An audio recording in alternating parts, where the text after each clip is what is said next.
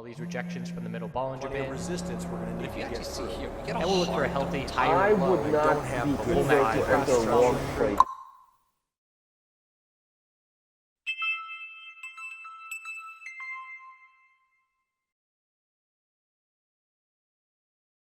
Hey everyone, hope you're doing well. Doing a quick check-in video as I am not going to be able to do a video when I normally do. Things to do today.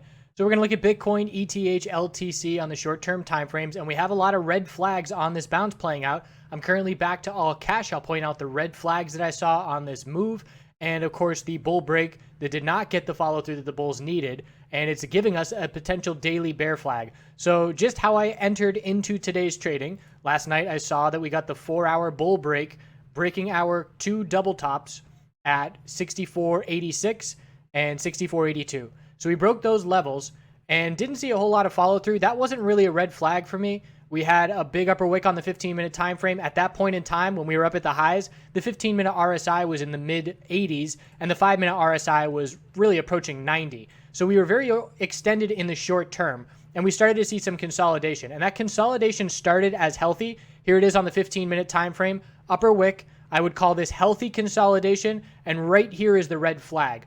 So we had a big spike in bear volume and a significant push down. You can see the lower highs previously.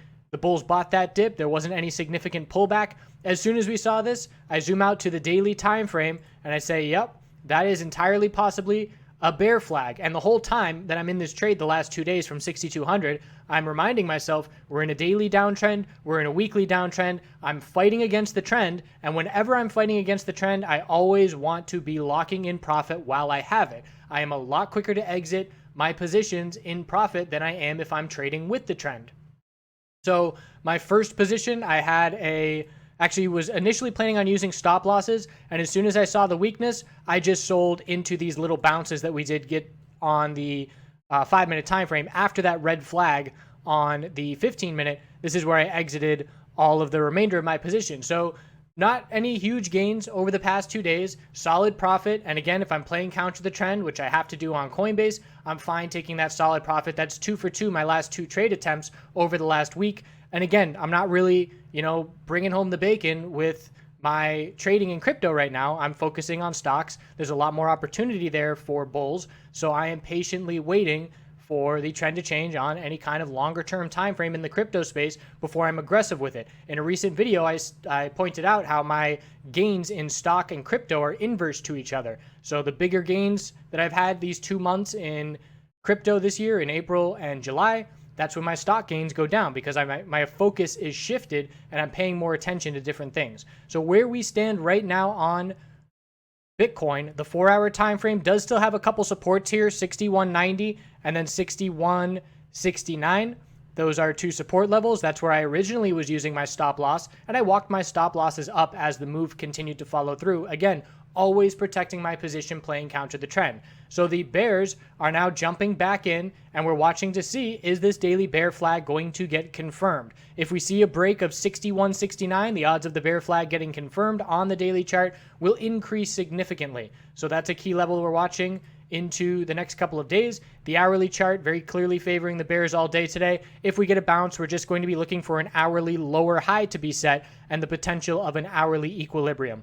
So losing all momentum for the bulls. Again, look at the hourly volume, certainly higher than the bull volume on the break. And it's hard to trust the bulls, and we shouldn't trust the bulls. We need to make the bulls prove it to us, and the follow-through that we saw today was not the proof that we needed. As soon as we saw this consolidation, I was saying in the chat room, we have to see a new high of the day today. If we don't get that follow-through after healthy consolidation, it's a red flag. And obviously, the further we pull back, the less likely we're going to be able to hit a new high of the day. So at this point, I am back to all cash. I have no plans on entering any positions at this point. I'm keeping an eye on Ethereum, which is getting crushed. Let's look at Ethereum. So the daily RSI on Ethereum now is down at 20 even. The last time we were crushed, the daily RSI got down to, at the lows, it was at about 17 or 16.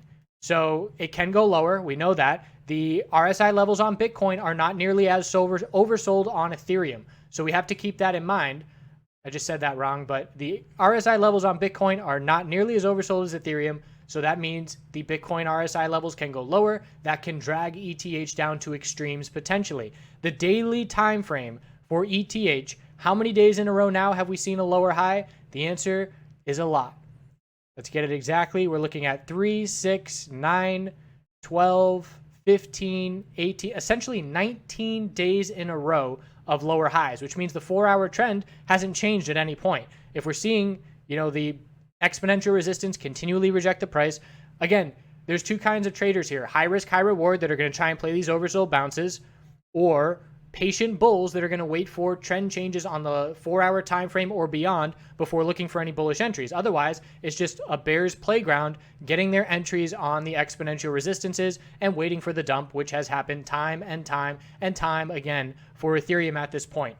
So we are getting down to an area, we already hit the area on the weekly as soon as we broke 363, where there's a lack of support. The next clear weekly support is 275. So again, bears in complete control of Ethereum. Bitcoin has a couple support levels to be looking at, but a lot of work for the bulls to do to change any kind of momentum. At this point, the hope for the bulls is to negate the bear flag and see a bounce. But again, that's not the most likely scenario. The more likely scenario is confirming the bear flag and dropping down, staying with the trend. But the hope for the bulls would be a higher low compared to 6,000 and then a break where we just topped out. So the bulls would need that higher low compared to 6,000 sometime over the next couple of days, and then the break of 65.45 to shift momentum. But again, even then, the daily exponential resistance is right there. So you can make a list of bullish cases versus bearish cases on these names, and the bearish cases are going to have way more bullet points than the bullish cases do. Litecoin, 4-hour bounce attempt, higher low established, inability to break to a higher high, rejecting from exponential resistance, another leg down, support is down at 55.13. Ethereum is obviously the weakest today because it's already dumped well below its support, where Litecoin and Bitcoin have not done so yet. So Litecoin on the daily, also a potential bear flag. Support is down at 55.13. Same scenario. The odds of a continuation move down are more likely than not. The only hope the bulls have is a higher low compared to the low a couple days ago, and then break the high of the bounce attempt to shift that daily momentum and put us right in the face of those daily exponential resistances. So a lot of people who, I don't know if they're just not paying attention or don't tune in all the time, but I get comments every now and again saying I'm a perma bull and I'm always bullish. So if you're listening to the trades I'm taking, obviously every single one's bullish because that's the only direction I trade on Coinbase, because that's what I am limited to on Coinbase. And I'm staying very protective. I'm not losing money in this downtrend. I'm not making a lot of money, absolutely not. And it's the kind of scenario where if I were needing to do this for a living right now, I would be in a bit of trouble. Obviously, I would be shorting if I had to do this for a living. But again, it's opening up those other markets that allows me to play this, very casually while focusing on other things. So bears in full control. We'll see if the bulls can get any kind of turnaround. And if we drop down to another leg down, the RSI on the daily for Bitcoin is not oversold. It cooled off a little bit on that bear flag. That's what bear flags do. They cool off RSI levels and allow for continuation down. So if we see a bear break of 6,000, 5,790, the low is the level. It's actually 5,777.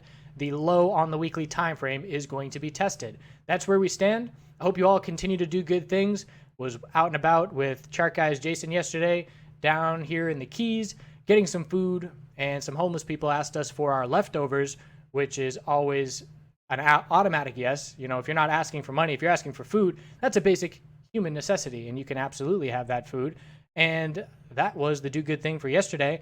Here at the end of the day here, or end of the video, we've got clips that I took while we were snorkeling, and some baby chickens that are running all over the place, but fun to feed the chickens. Have a good day. We'll see you tomorrow.